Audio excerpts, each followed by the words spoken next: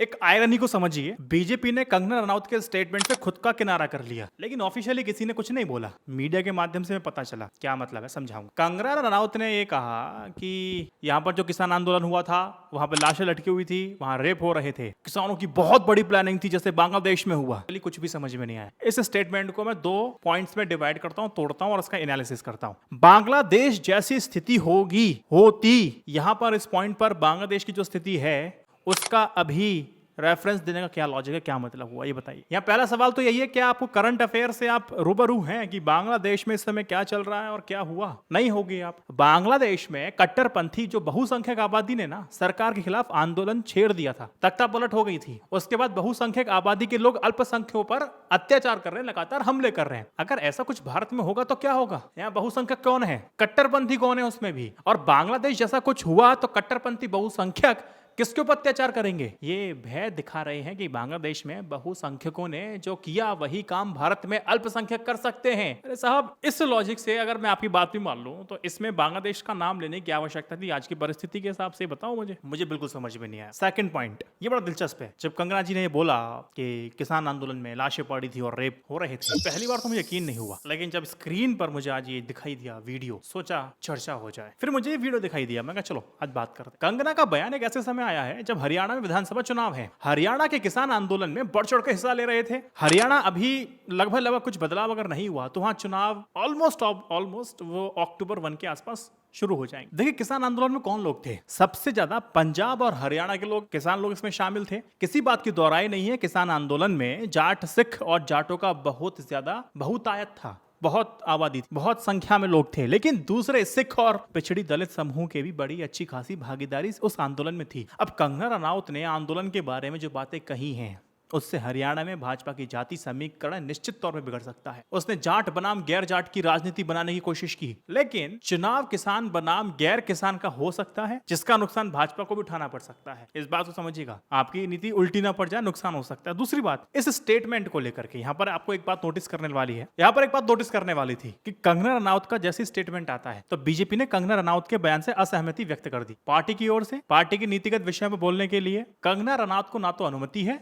और ना ही वो बयान देने के लिए अधिकृत, ऐसा कहा गया। और कंगना रनौत को यह भी कहा गया कि भैया ऐसे बयान देने से बचिए और भविष्य में कोशिश भी मत कीजिएगा। ठीक, कंगना के इस बयान पर बीजेपी की जो प्रतिक्रिया आई वो कहां से पता चली हमें? आम पत्रकारों के द्वारा, ANI न्यूज एजेंसी के द्वारा। क्या आपने बीजेपी के किसी भी ऑफिशियल अकाउंट से इस पन्ने को शेयर होते हुए देखा? नहीं देखा। यह बीजेपी के लिए एक सेफ गेम का तरीका है। चेतावनी भी दे दी और कंगना जी को बचाना हो तो बचा भी सकते हैं। दिखाने के लिए हमने वही विरोध किया। अब फौरन एक्शन में इसलिए आए क्योंकि भैया विधानसभा चुनाव होने वाले हैं महाराष्ट्र में, हरियाणा में, सबसे ज्यादा समस्या ना हो, इसलिए कंगना रनौत के स्टेटमेंट पर बीजेपी ने बोल दिया। अगर चुनाव नहीं होते तो शायद कुछ भी नहीं आता, ऐसा पत्रकार पब्लिक का ओपिनियन है। कंगना रनौत का और विवाद का आपसी संयोग है, एक दूसरे के पूरक हैं। कुछ विवाद पर अगर मैं नजर डालूं, साल जून के महीने में मोहाली एयरपोर्ट पर CSF की एक महिला कांस्टेबल थी, उन्होंने कंगना रनौत को थप्पड़ मारा। कुलविंदर कौर उनका नाम था। महिला कांस्टेबल का कहना था कंगना ने किसान आंदोलन के दौरान जब बयान दिया था वो उससे काफी ज्यादा नाराज थी। इस घटना के बाद CSF ने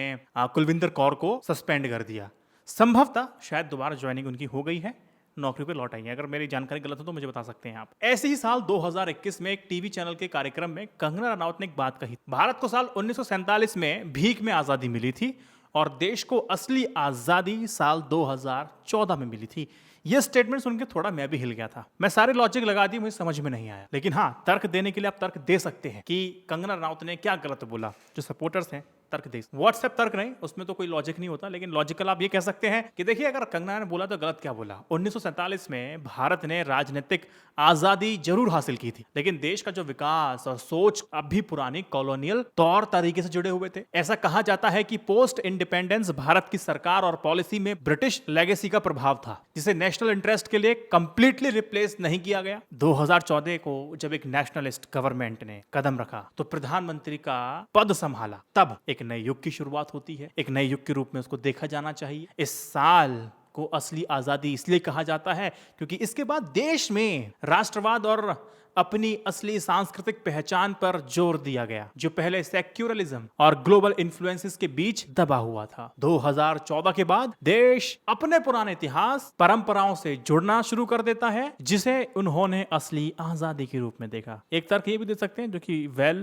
पढ़ा लिखा तर्क है जो इसके सपोर्टर्स दे सकते। लेकिन अगर इसी का मैं एक बात कहूं, या बिल्कुल बात नहीं झुठला सकते हैं कि 1947 की आजादी सिर्फ राजनीतिक नहीं थी, बल्कि एक मॉरल और एथिकल विक्ट्री थी जो भारत के स्वतंत्रता सेनानियों के अत्यंत कठिन संघर्ष से प्राप्त हुई थी। यह आजादी सिर्फ ब्रिटिश शासन से मुक्ति की नहीं थी, बल्कि अपनी खुद की पहचान, संस्कृति और विचारधारा को एक नई शुरुआत देने का एक मौका भी था। 2014 को असली आजादी लेकर के इनके नजरों में इतिहास तथ्यों को कमजोर करने की कोशिश है, जिससे एक विशेष विचारधारा को बढ़ावा दिया जा सके। नहीं भुला सकते आप एक पर्टिकुलर गवर्नमेंट और उसके एजेंडा को ग्लोरीफाई करने से। मतलब अब 2014 में जो हुआ ना, सरकारी परिवर्तन था, ना कि देश की असली आजादी का, ना कि प्रमाण। समझे? कंगना ने एक और विवाद हुआ था जब कहा था एक तस्वीर ट्वीट की थी प्रदर्शनकारियों की कि दादी हैं, टाइम मैगजीन में 100 सबसे प्रभावशाली व्यक्तियों की लिस्ट में शामिल किया है और 100 रुपए में उपलब्ध। बाद में वो कंट्रोवर्सी ट्वीट को डिलीट कर दिया। ये सारी कंट्रोवर्सी हैं जहां पर ये बातचीत चली। ये कुछ कंट्रोवर्सीज थी जो कि मीडिया लाइन में थी। कंगना रनौत को आप अच्छे से जानते हैं। चलते मैं सिर्फ एक ही चीज कहूंगा, कंगना रनौत की विवादों से दोस्ती है, लाइट में रहती है। इमरजेंसी इनकी मूवी आने वाली है, उम्मीद कीजिएगा कंगना पर। उस वक्त हम जरूर चर्चा करेंगे, क्योंकि जिस तरह के वक्तव्य आए हैं वो वक्तव्य पूर्ण रूप से सहमत हो सकूं मैं, ऐसा बिल्कुल। इमरजेंसी मूवी आने दीजिए, फर्स्ट डे का पहला शो देखने दीजिए, फिर चर्चा। सबके विचारों का सम्मान है। कंगना के लिए आप एक शब्द क्या कहना चाहेंगे कमेंट सेक्शन में बता सकते। इस वीडियो को 3 व्हाट्सएप ग्रुप पर शेयर कीजिए। जय Hind, Vande Mataram, stay updated, stay educated, सत्यमेव जयते। नमस्कार।